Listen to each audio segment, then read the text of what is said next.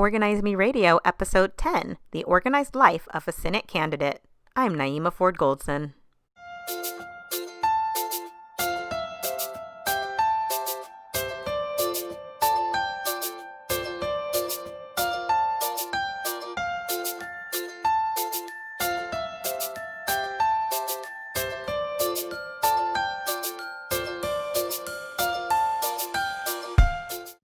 Hi, everyone. Welcome to Organize Me Radio. I am Naeemah Ford Goldson, and today I am here with a U.S. Senate candidate, political activist, therapist, and of course, my sister, Alisha Shelton. Welcome, Alisha.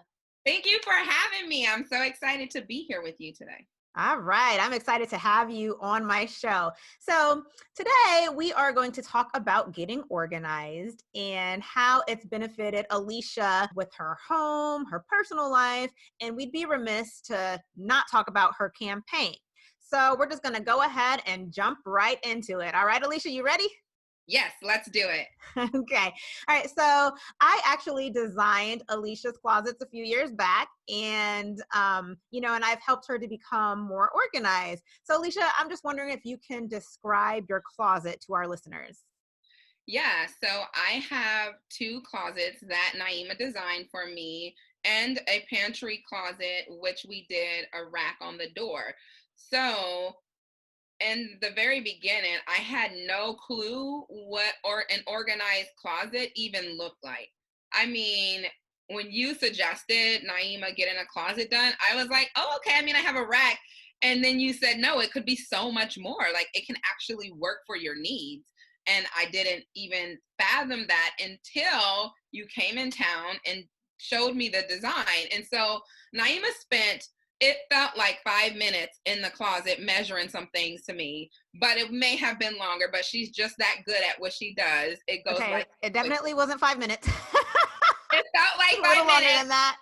Okay, it felt like 5 minutes, but she came in and she designed a master bedroom closet, and she spoke with both me and my husband. And although I'm her sister, she made sure that both of our needs were met. And so I love our master bedroom closet. What I love most about it is the rod that comes out. The axle rod, is it called, Naeemah? The axle rod is actually on a car. Oh, not that. It is not that.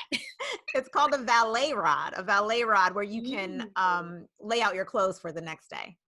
So I love the valet rod because I do not do well in ironing my clothes. I am left-handed, and I just have never been one of those individuals that can iron well. And so once I pick my clothes up from the dry cleaner, I hang them up right in my closet. Same thing with if I take clothes out the dryer, I also have the slide-in pants rack that comes out, and I can put my business pants right over it that does not wrinkle. That is my favorite part about the closet, the rod and the slide-in pants rack. I also got baskets that we put in there just for anything that I needed, and those baskets come in handy. I also have an area where initially I thought, oh, I'll use these for my scarves, but I actually use them for my necklaces, and it's at the edge of my closet, and they're just little metal hooks that I can put all of my pearls in on one hook, and then a different type of necklace on another, and I kind of color coordinate. And so that is really helpful for me. So what I love about that closet is if something has a home, it's so easy to put it there. And I hear you say this all the time, Naeemah. I don't know where you're quoting that from, but how every item needs to have a home. And even, for instance, in Naeemah's home, even her remote control has a home. And Yeah. my home, my remote Does control, it yours? it does not. I've not gotten there yet. However, I am able to be on time to places because my closet is so very, very well organized. The other closet that you designed for me is my shoe closet. And we designed a section for shoes that have heels and shoes that do not have heels. So my sneakers and my sandals can go on one side of my shoe closet, which is in another room. It's in my office. Works out very well. It's in my home office, and that works very well for me. I can slide the flats out, And the same thing with the heels. And so that is amazing.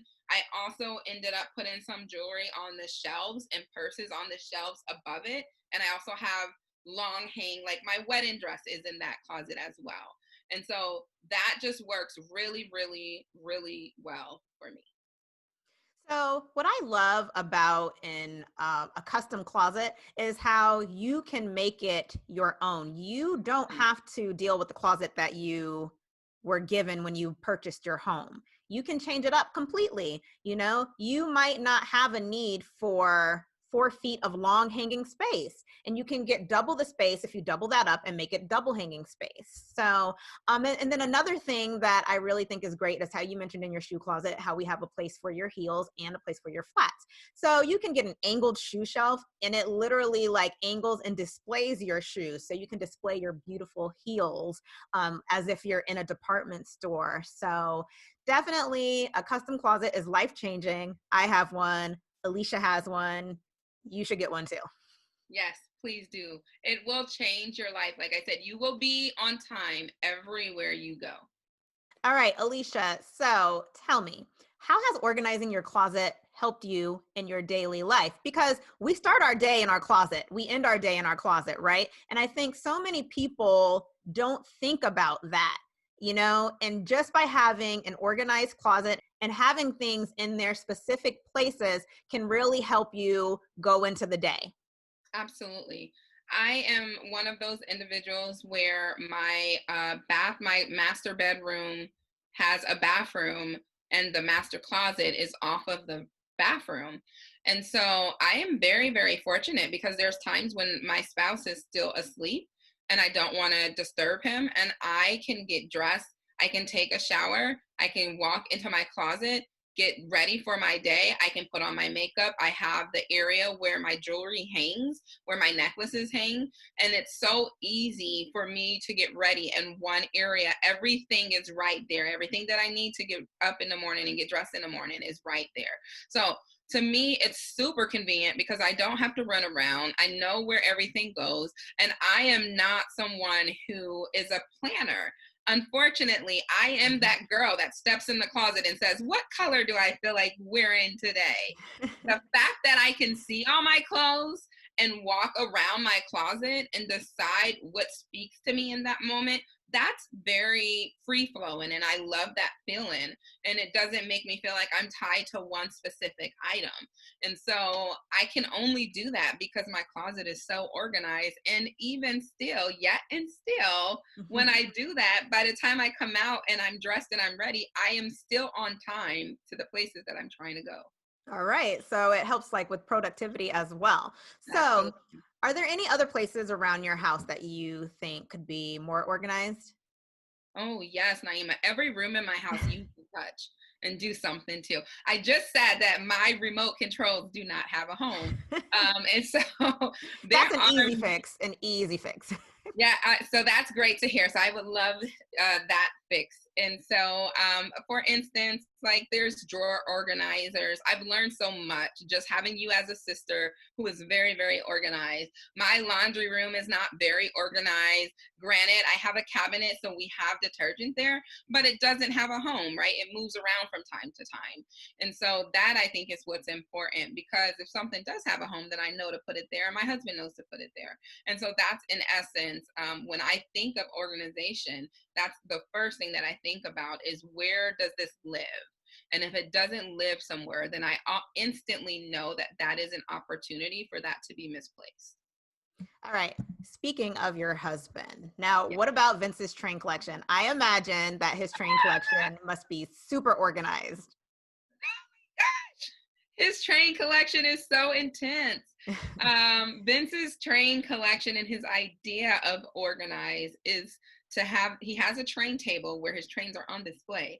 Everything that is not on display is underneath that table. So there's not really structure to what's in the bins that are underneath the table. It's just almost like it's clutter to me. It's all these areas and boxes and everything related to trains is just kind of grouped under this big hub area.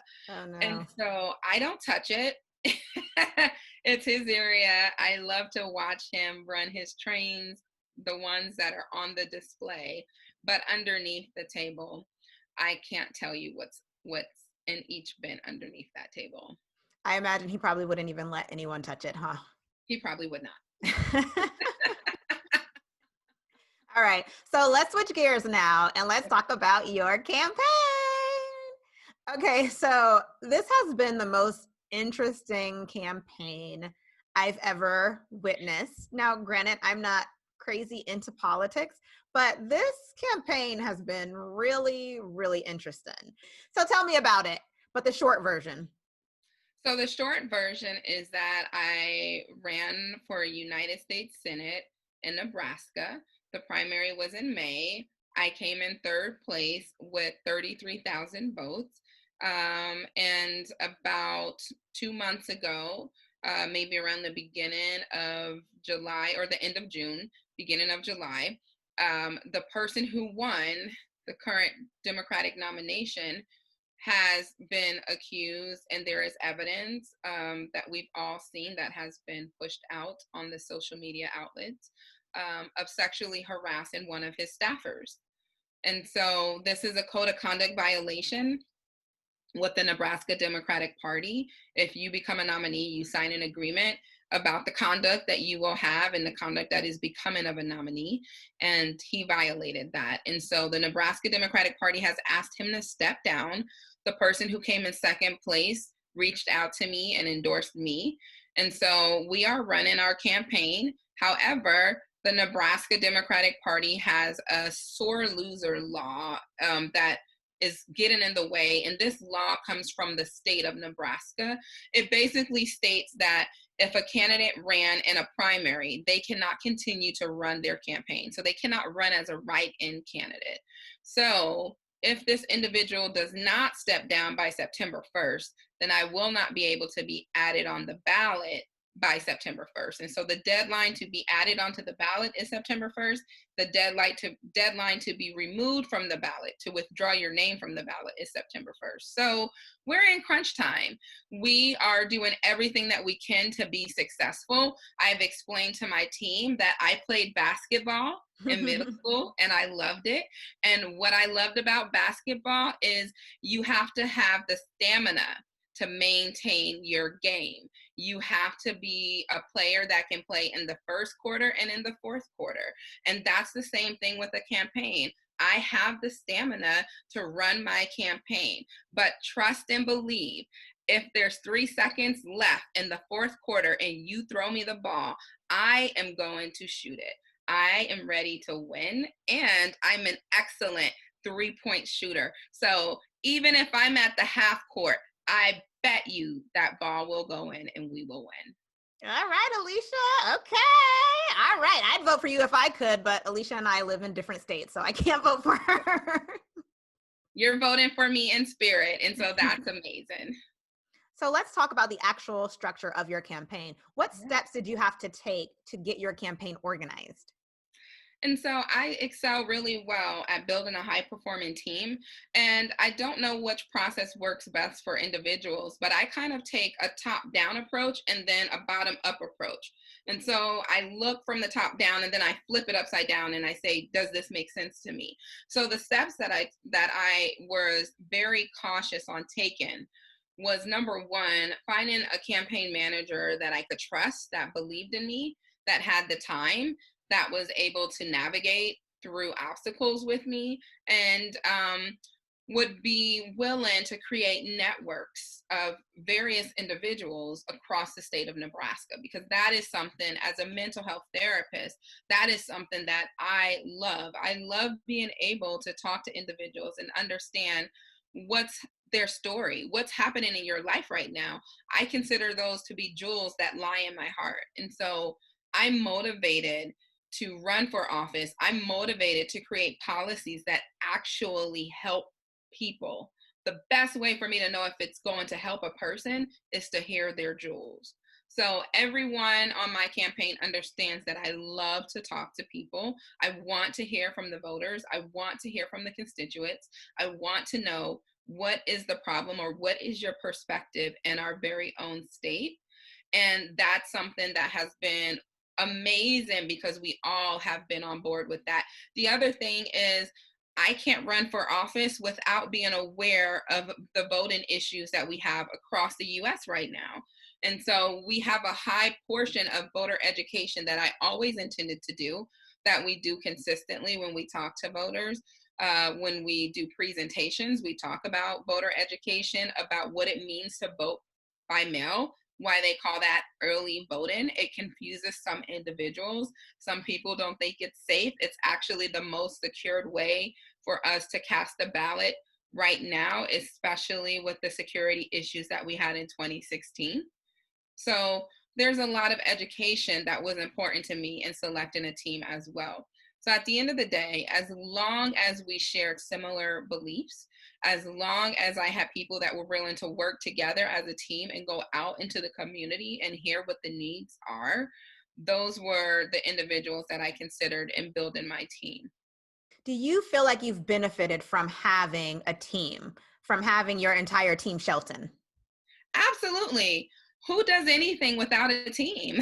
And so I come from a family. I'm successful because of my family. I went to a school. I graduated from this high school with knowledge from the teachers in that school. I graduated from college with knowledge from the teachers in that school, from my peers around me. So in everything that we do, in every opportunity that you have in your life, the people that are around you, it's like we share knowledge. We are able to build upon each other. We are able to reinforce each other, encourage one another.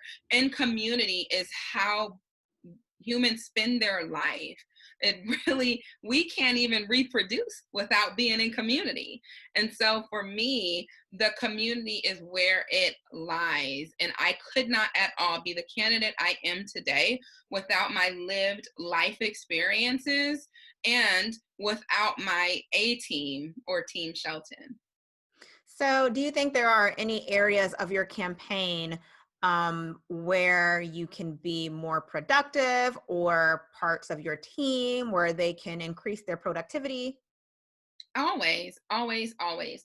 I'm always looking for a way to grow. I'm always becoming, I'm always evolving. And so I'm sure there are many areas where we can do better, where we can grow. And we actually have daily meetings. And at the end of the month, we are always assessing, what could we have done differently? Was this the right thing to do? Did we spend enough time talking to voters? Do we need to spend more time presenting? Do we need to spend less time presenting? And so I do this self-assessment through reflections of my team, through the feedback that we receive from the voters in our phone calls. And so I think that in any career, it's kind of easier when you have a job, because you have a job description and you have a performance review. You have individuals that can say, oh, you're absolutely meeting this target, or you're not. And as a candidate, the only way that we can judge that is off of the people. And so when we're in community with people and they are sharing feedback, that's how I truly know if we're making a difference. And the reaction that you get from some individuals, we recently went to Hastings, Nebraska. It was my first time in Hastings, and Naeemah, the food, I went to this restaurant, the food was so amazing. What was it? What'd you eat? So I went to Odyssey, and the bathrooms were like the bathrooms in Paris, you know, when you walk up and they're individual doors in the community sink. So I was like, I don't know if I really like that. it reminded me of Paris, so it Yeah. made me smile. And you and I went to Paris together, and so you know exactly the restroom style that I'm speaking of. Right. But they had a black and blue burger, and so I subbed grilled chicken, and it was caramelized onions with blue cheese, and they had a steak aioli. I don't eat aioli, and so I did it without the steak aioli, but the onions and the seasoning on the grilled chicken was so yummy.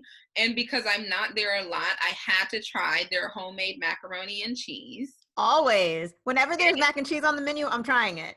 Absolutely, Naeemah. It tastes like the mac and cheese that we make. So Okay. they did a really phenomenal job. It was so tasty, so much so that we got our food to go. And when we got in the car, we're like, oh, we're just going to take 1 or 2 bites. We ate the entire thing before we drove back to Omaha. So here we are thinking we're going to eat and drive. And no, we stopped right there. But the hospitality was amazing. And many of the workers that were there, they came out from around, one came from around the bar, one came from another room and said, oh my God, are you Alisha Shelton? I would love to talk with you, or I would love to take a picture with you. That's how we know that we are making a huge, huge impact on, even if we are just throwing around ideas on laws and how we make this world a better place. We are making an impact with our campaign, and that was amazing to see. So, speaking of traveling to Hastings, Nebraska, we are however many months into this pandemic. I've stopped counting. I was hoping we'd be over it by now, but we're not. It doesn't seem like we'll be out of it anytime soon. So, how has campaigning been for you during a pandemic? It's been, so this is the first time that I've run for an office and on this magnitude. And so I in the beginning, I had a few months in before the pandemic occurred. And so I would love to see how amazing it can be without the pandemic. We have faced so many restrictions.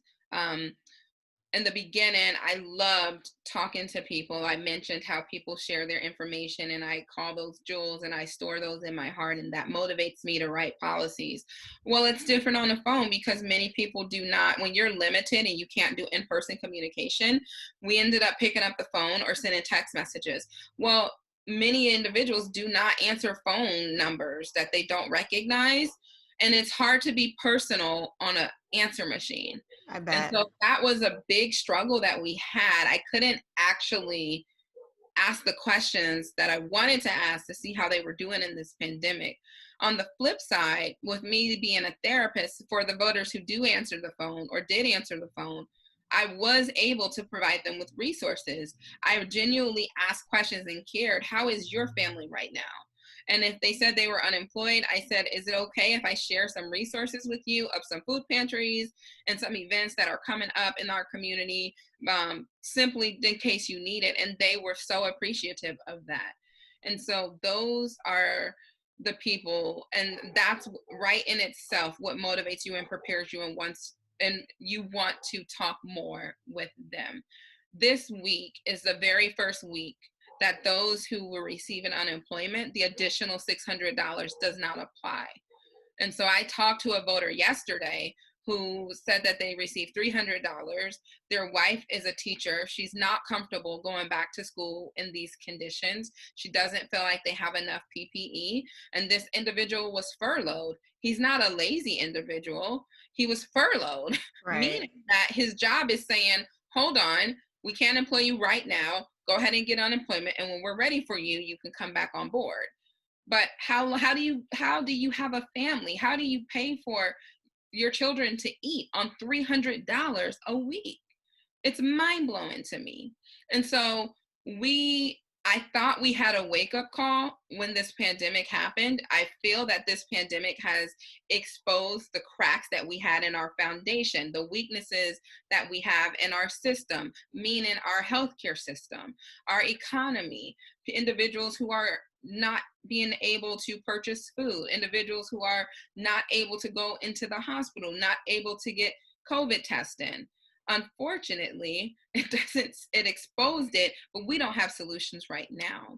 And so I am looking for politicians who inspire me, who are willing to speak up and say, this is not right. Every American deserves life, liberty, and the pursuit of happiness. And those who are willing to make policies right now in the wake of this pandemic that will allow this to happen. So, Alisha, how do you think we can restore our democracy and invest in people and not corporations? I think that we have to go back to our basic instinct of humanity, Naeemah. We are humans. This is bipartisan. Being a human is a bipartisan item. COVID-19 is a bipartisan issue. Healthcare is bipartisan. And so I don't think that it's up to one specific party, the Democrats or the Republicans or the independents. It's up to every human to come together and to say, we need to change this now. We need aid now. It's up to every individual listening to this right now to call their elected officials. You can go to the 5 Calls app. You can put 5 calls in on your website, put in your zip code. It will tell you what the issues are right now, and 5 calls you can make today to the elected officials in your area. It will even provide you with phone numbers. And so what we need to do is follow John Lewis. Our Congressman John Lewis recently shared how he was inspired by humanity because people all across the world, in his last days on this earth, all across the world came together to march and protest against what happened to George Floyd. He shared in that letter with all of us that Emmett Till was his George Floyd. Mm-hmm. That was his wake-up call and his call to action. And so anybody that was motivated when George Floyd died and being around, just surrounding all the issues. We have another ongoing issue in Omaha, Nebraska, where a man, James Scurlock, was killed by a known white supremacist in the protest, during the protest on George Floyd. And so we need every individual that knows something is wrong. We need you to act like you did around the protest. And we need you to put that energy into our livelihood. Politics is affecting our livelihood right now. The money that you get from unemployment, the prices on your produce, on your food that is increasing. We need to act. We need the people in the Senate federally to come together in a bipartisan effort to have another stimulus plan. If they do not do that, we will not survive. People will continue to be hungry. Our rent assistance is gone. Our additional $600 in unemployment is gone. And our unemployment rate is at 11%. So now is the time for us to act. Just imagine if one of your family members was struggling to eat. What would you do? Please consider calling. Now is the time for us to come together and push as best as we can for equality across the board. Let no child go hungry. All right, Alisha. So, boy, you are somebody who we need in Washington. We need you there. And here's hoping that the candidate who has not been endorsed by the Nebraska Democratic Party drops out. And so, and then you can run a fair race and actually give Nebraskans a chance at beating Ben Sasse. Absolutely. Ben Sasse is one of the Republican senators in our state who voted against the coronavirus stimulus plan. He was one of the 8 or 9 senators who did so. And so at this moment, I just want everyone to think about this. Senator Mitt Romney was the lone Republican who stood up with his morals during the impeachment hearing. We need individuals who will vote with their heart, with their morals, with people in mind, with their family in mind, with their neighbors in mind, and not money. All right, Alisha. Well, thank you so much. This has been very enlightening. Please tell everyone where they can find out more information about you and about your campaign. So you can go to sheltonforsenate.com. That's SHELTONFOR Senate.com. And you can find out all of our social media links on the website, and the ways that you can help is listed right there on that page. Also, rest assured, if we are not able to run by September 1st, I will be on the ballot in 2024. So definitely write my name down. Keep checking in to see what's upcoming.